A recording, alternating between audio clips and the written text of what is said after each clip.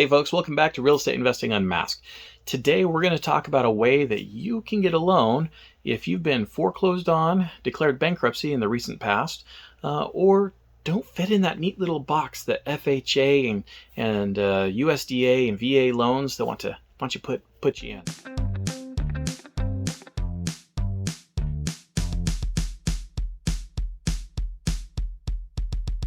So in my past, I've been foreclosed. I've had several foreclosures on my record. Right around 2009 to 2011, I had several foreclosures. And so I know what it feels like to have, one, a property taken away from you, and two, have a really hard time getting a property after you've had property taken away from you. But I can tell you, I've also bought property right after foreclosure, and I've also found out ways that you can get a loan after having a foreclosure or bankruptcy. Now, I've never declared bankruptcy, but I understand what it feels like to have the difficulties in trying to get a normal loan after having a foreclosure. I've also seen my credit drop tremendously after having a foreclosure. So if you're one of those people, know you're in good hands. There are two ways that I know of that you can get a loan after having a bankruptcy or a foreclosure. In 2008, the Dodd-Frank rules required rules for people to fit in those little box mortgages like FHA, USDA, VA, anything that's sold to Fannie or Freddie, anything that's sold to the government after the loan has been made has to fit within that little box. It's called a qualified mortgage. Well, it wasn't long after those rules were made that lenders said, you know what, there's got to be a way that we can help out people who don't fit in that little box. And they found a way. It's called a non-QM, which is a non-qualified mortgage.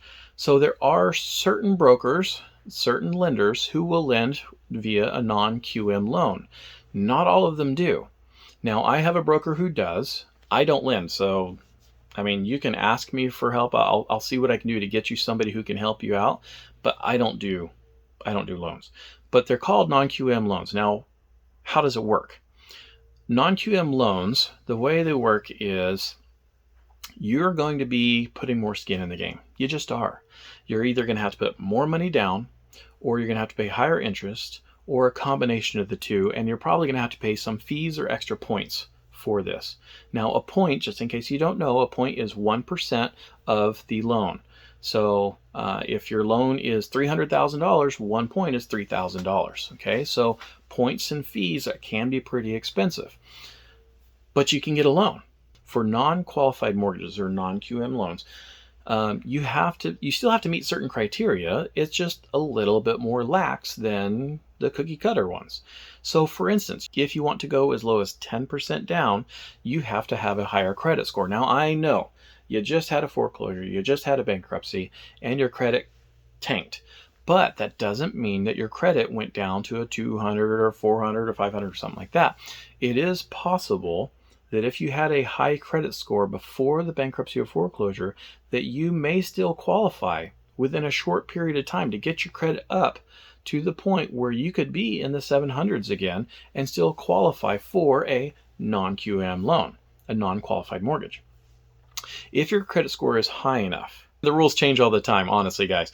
So if your credit score is above say it's 620, if your score is high enough, you can get away with putting 10% down. Now, if your credit score is not high enough, then you'll probably have to put 20 to 30% down. Now, I know that's a doozy. That's a lot of money, and you may not be wanting to do that right after bankruptcy and foreclosure. You probably didn't have that money unless you're planning on declaring bankruptcy and you weren't paying your bills and just holding on to the cash. So maybe you do have the cash. I don't know. That's up to you. So if you do have the cash and you're able to put that money down, you're going to have some time between the time you declared bankruptcy and the time you declared foreclosure and you buy your new property. Now, for some non-QM lenders, they require 1 year, some require 2 years, some require 3 years. Now, when you start getting to the 3-year mark, then it almost doesn't matter so much as long as you're within a certain price range, because an FHA loan will allow you to get a loan after 3 years. So if you're within the 3 years, less than 2 years, then there's pretty much nobody's going to help you out other than a non-QM loan. In conventional lending, it is possible, if it's been more than 2 years, to get that loan. So if you're looking in that sweet spot between 1 and 2 years, you probably need a non-QM loan. You're going to need more down payment. So instead of doing a 5% or a 3.5% or zero down with some of the cookie cutter loans, you're going to have to do 10%, 20%, 30% down. You're going to be paying a higher interest rate. Current interest rates are somewhere between 2 to 3%, depending on how many years you do your loan. But for non-QM lenders, it's closer to 5 to 5.25% right now. So about 2% higher than what the other rates are. So if rates go up since I make this video, just count 2% higher, and that's about where the non-QM loan is going to be. Obviously, I don't do the loans, so those numbers will be dependent on somebody who can get you those loans. So I can refer you to someone, but you're going to have to do your research. Whether you reach out to me or find it out on your own, that's fine. I don't care. I'm just trying to help you out. So it's going to be about 2% higher. The other thing you're going to have to pay are points or fees. So higher down payment, higher interest rate, and fees up front. Those fees could be in the form of points. Now, points, if you're not familiar, points, 1 point equals 1% of the loan that you're going to get. So for instance, if your loan is $300,000, then 1 point is $3,000. Now, it's not a whole lot of points usually. It's not like a hard money lender. A hard money lender usually will ask about 5 points, somewhere between 2 and 5 points, whereas a non-QM loan could be 1 or 2 points. And they could do less than that, but usually it's 1 or 2 points. Okay, so if you're recognizing the things I'm talking about, you're going to be paying more out of pocket. There's just more cost for you. So if you're going to get a non-QM loan and you have a seller who's willing to play ball, then you can get them to pay some of these closing costs for you and hopefully take some of the edge off of the sting of the non-QM loan. But it does allow you to get a loan. And here's the thing is, once you've got that loan and once you've bought that property and you wait those 3 years, the 3 years since that event, then you probably will be able to get the FHA loan. And once you get the FHA loan, hey man, everything's back to normal again. Now instead of paying the 5%, you get the 3% or 2.5%, etc. So the non-QM is the major way that you can get something that's kind of normal as far as loans go.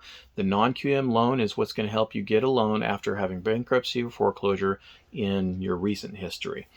Now, another way, a second way to get a loan, I guess there are 3 total ways. The second way is to have seller financing. Now the seller, if they're going to finance you, they're probably going to want a larger down payment anyway.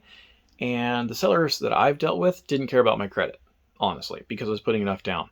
That's how I bought property right after having a foreclosure. So either a higher down payment or have a seller that just doesn't care, just wants to get rid of the property and would rather just have the mortgage payment come in each month. And I can tell you that's how I prefer. I would rather have the mortgage payment come in each month than having a rent check come in each month, because it's a lot more secure, in my opinion. And then the third method I can think of is doing like a subject to loan. Now, a subject to loan is a way where you buy the property subject to the mortgage of the person who's selling it to you. So you kind of take over their mortgage. Now, there are several ways you can do this. In some states, you may have to check the legality in your state on whether you can do this or not. There are lenders who will let you assume the loan, but that doesn't happen as much anymore. It's usually you have non-assumable loans. However, there are some states where you can do land contracts. And a land contract basically says, I'm going to pay you this much for the house, and after this much time has passed and I've paid you this much money, then you give me the house, you give me the deed. But while I'm making those payments, the deed stays in your name as the seller. So you can do contract for deed, you can do subject to financing, where basically you're paying the mortgage that is in the seller's name, and then you've also agreed above and beyond that to pay the seller. So that's possible too. So those are the 3 ways that I can think of that you can buy a house right after a foreclosure, where it really doesn't matter how long it has passed, except for whatever the non-QM lender wants. They may want 1 year after bankruptcy. They may want 2 days after bankruptcy. That's completely on the lender, because instead of those loans for the non-QM being sold to Fannie or Freddie, they're actually being taken over by an investor like me, or possibly an investor like you, who will buy the note. Why would they buy that note? Well, you're paying 2 to 3% higher, and a non-QM loan typically is refinanced after 3 years. So if you're a lender, if you're somebody who wants to make money by lending money, you can lend your money out. Let's say you've got $300,000 and instead of wanting to put that in the stock market, you want to put it into an asset, then you could lend the money out to somebody who doesn't qualify under normal circumstances and make 5, maybe even 5.5% in a time when CDs will only get you 0.25% per year. And then after 3 years, in most cases, you'll have the money refinanced, the loan will be refinanced, and you get all your money back. And in the meantime, you made 5% per year, or in the case of $300,000, about $15,000 per year.